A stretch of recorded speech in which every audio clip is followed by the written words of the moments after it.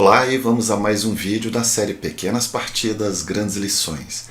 Eu sou Adriano Vale, sou mestre FIDE e criador da Academia Xadrez Vale, com sede física em Brasília e cursos online para todo o Brasil. Mais informações na descrição do vídeo.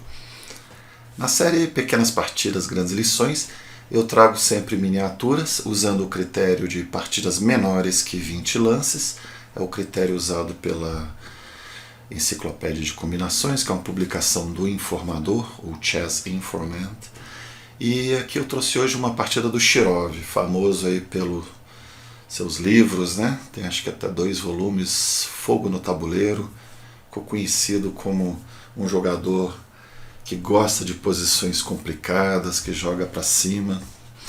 E já veio no Brasil recentemente. Vamos ver como ele vai ganhar aqui uma miniatura de pretas. O que ele vai aprontar? Vamos ver.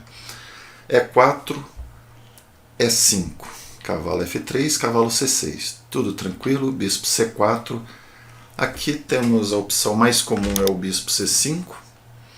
Mas tem que contar aqui com o gambito Evans, por exemplo. As linhas normais. O Shirov optou pela defesa dos 2 cavalos. Também dá para jogar D3, fica um jogo muito morno, né? Muito lento, mas posicional, não que seja desinteressante, mas é o ritmo um pouco menos dinâmico. E aqui existe o D4, né? Quando toma pode jogar E5, pode jogar roque. Quando roca pode capturar, pode jogar bispo C5, vem o ataque Max Lange.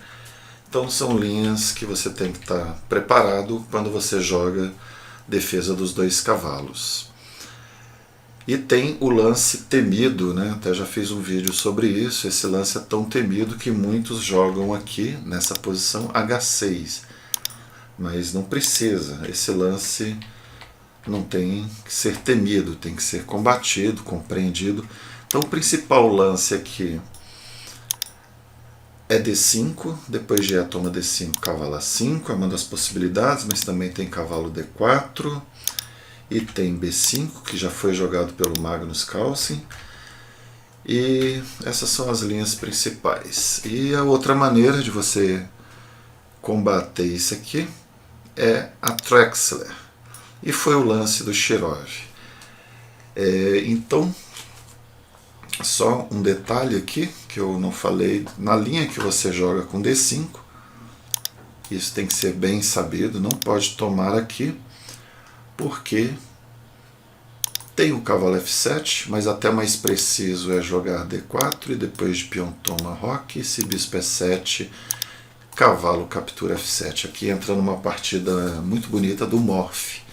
O Morph joga nessa ordem, então o D4 é até mais preciso que o cavalo F7. Inclusive eu já vi jogadores, quando a gente faz uma busca no banco de dados, tem jogadores que entram de pretas intencionalmente nessa linha, fica com o rei aqui e tenta se defender, porque a coisa não é assim, já não é uma vantagem decisiva aqui, né? É muito complicado ainda, existem recursos e brancas têm que conhecer bem. E é nisso que muitos jogadores apostam, de entrar nessa posição, mas ela é muito antiposicional. Mesmo que você ganhe uma posição dessa, é um jogo feio, né? Eu também valorizo muito o lado ali da harmonia das peças. Então, vamos ver o que o Shirov jogou. Ele jogou o bispo C5, que é a variante Trexler. Deixa simplesmente aqui o ponto. Se não tomar agora, ele vai rocar. E aí já não vai ser boa essa troca de bispo e cavalo por torre e peão. Então vamos dar esse exemplo, porque isso aqui é uma informação importante. Muitos até têm a ideia de que capturar aqui e trocar torre e peão por bispo e cavalo é uma boa coisa para as brancas, porque capturou uma torre. Mas olha só, onde estão as torres? Essa aqui não vai entrar, adiar, não vai entrar tão cedo em jogo, essa aqui também não está, essas coisas. E pretas têm mais peças, né? Então no meio jogo essas peças vão preencher o tabuleiro e é o que vai fazer a diferença. Então peças menores na abertura no meio jogo geralmente levam vantagem, e quando estão coordenadas. O tal fazia às vezes esse tipo de troca, mas já era no final, quando a torre já estava bastante ativa e poderia combater duas peças pela sua atividade. Mas isso aqui é só um complemento. Aqui veio o bispo toma, a outra opção é tomar de cavalo. Na Trexler, tomar de cavalo é ainda pior, mas é a tendência natural de quem é pego de surpresa enfrentando aqui a Trexler. E aí vem bispo toma, mas também não tem certeza do que um engine, um supercomputador daria nessa posição, mas existe uma grande quantidade de vitórias de pretas. Eu mesmo já joguei essa posição em Blitz várias vezes. Já ganhei até do mestre internacional que simplesmente ele tomou de bispo, aqui como fez o adversário do Shirov, o F-Move, e aqui ele simplesmente esqueceu de tirar o bispo, porque aqui tem que tirar o bispo. Então certa vez eu joguei uma partida, joguei H6 e ganhei uma peça. Peguei de surpresa um mestre internacional nessa linha. Então uma linha que pode surpreender até jogadores bastante fortes. E o melhor aqui deve ser bispo D5 também, tem bispo B3. E só uma informação sobre a Trexler. Eu já vi o Karpov passando sufoco contra o Beliavsky, que é uma partida importante.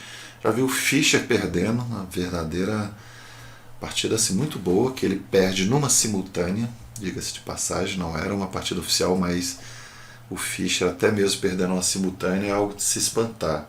E foi uma partida muito bonita. Qualquer dia eu posso mostrar ela em algumas das séries. Então o lance é tirar o bispo. Ele vai praticamente fazer um roque manual ou até deixar o rei em D8, porque a casa do rei está liberada para a dama. Essa manobra aqui é típica. Mas antes vamos comentar aquele torre F1 que eu achei muito estranho. Até achei que pode se tratar de um caso dele ter tocado na torre pensando em rocar. E quando toca na torre primeiro é um lance de torre, não é um lance de rei, que é o roque. Então o Shirov pode ter falado, tocou na torre, tem que jogar com a torre. E aí muitas vezes aparece esse lance torre F1 meio estranho. Mas também ele pode ter pensado que o roque, geralmente se joga com D6, H3, dama E8 e dama G6. Essa manobra de passada de dama é muito comum na Trexler, essa variante, essa subvariante da Trexler, quando toma de bispo. Mas veio esse torre F1. Ele seguiu aqui a mesma manobra, o Shirov, D6 e dama G6. Veio D3, talvez ele esteja querendo jogar um bispo E3, não agora, né, mas futuramente, um dama E2 e roque grande. Mas está muito difícil. As miniaturas servem bastante para ilustrar princípios básicos de abertura. Então os 3 princípios básicos: desenvolvimento, domínio do centro e segurança do rei. Geralmente, para acontecer uma miniatura, um desses 3 princípios é violado. E aqui, provavelmente, a segurança do rei e o desenvolvimento, porque ele já perde tempo com esse cavalo vindo e depois voltando. Já tem um alvo ali, né, em G2. E quanto à questão de segurança do rei, o rei branco está no centro, o rei preto também. Só que o rei preto está mais seguro que o rei branco. Nós vamos ver por quê. Ele já entrou ali no campo, já está caindo ali em H3. O adversário do Shirov, o F-Move, jogou cavalo H4. Bom, o que temos aqui? Se dama H3 tem um duplo em G6. Não tem outra casa para dama. E aí, como é que o Shirov resolve essa questão aí? Ele simplesmente captura aqui em F2 e olha só, cheque. Torre tem que voltar, porque esse rei é 2, cavalo D4, vai ter que soltar alguma coisa aqui, né? Vai ter que soltar ou a dama para defender a torre, ou soltar a torre para defender a dama. Então, nem pensar, tem que voltar. Aí ele dá cheque e vai tomar o cavalo. Mas antes, ele joga aqui, né, para não levar cheque de cavalo. Antes veio o fino aqui, o cheque em G5. E agora ele vai tomar esse cavalo com cheque. Vamos imaginar que Rei A2, cavalo cheque. Se jogar em F2 pode ter até o intermediário aí tomando o bispo com cheque. E se vem E1, dama H4, cheque. Quando joga aqui já pode... Não esse, porque ele toma de cavalo com cheque. Mas talvez possa jogar esse aqui, né? Vem cavalo toma e defende, né? Ou talvez esse. Também parece bom. Então, aí são 3 peças atacando. Então esse aqui seria o melhor. Então, o poder da Trexler. O Shirov aí colocando fogo no tabuleiro, né? Como é de costume. E ganhou uma partida em 15 lances jogando essa interessante variante aqui, a Trexler. E aí, você tem coragem de jogar isso numa partida pensada? Num Blitz? Tenho certeza que sim, né? Eu acho que se você joga a Trexler num Blitz, ou o cara está muito preparado ou ele vai passar aperto. Agora, numa partida pensada, a gente tem que ver, mas o Beliavsky jogou contra o Karpov e quase vence. Então, se você está bem preparado, ela pode ser até mesmo numa partida pensada uma arma aí bem válida. E fazendo o jogador que joga cavalo G5 se arrepender um pouco. Na verdade, eu não gosto desse lance cavalo G5, porque tem essas formas aqui ativas de se combater, né?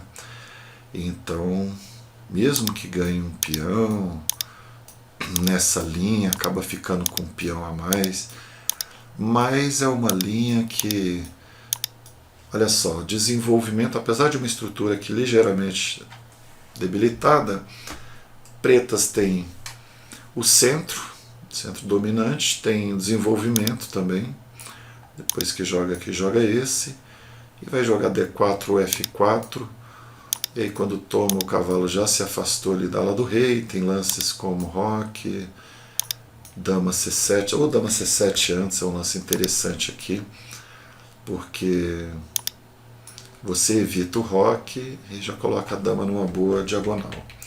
Vamos até conferir aqui essa teoria. Dama C7 é o primeiro lance. Então, basta você estar preparado, ver algumas partidas modelo, ver para que lado vai essas aberturas, né? Mas a Trexler, como foi jogada na partida, ainda é uma excelente opção contra esse cavalo G5, a tentativa de fazer o ataque fegatelo. O bispo C5 pode ser uma grande surpresa. Bom, então as miniaturas, além de enfatizar os princípios básicos da abertura, servem também para enriquecer a teoria de aberturas. Você vê uma partida jogada numa linha que você quer estudar e aquela miniatura já serve de uma informação adicional aí para você jogar a abertura. Então é isso, vimos aí o Shirov colocando fogo no tabuleiro facilmente e rapidamente. Até o próximo vídeo da série Pequenas Partidas, Grandes Lições. Até lá, valeu!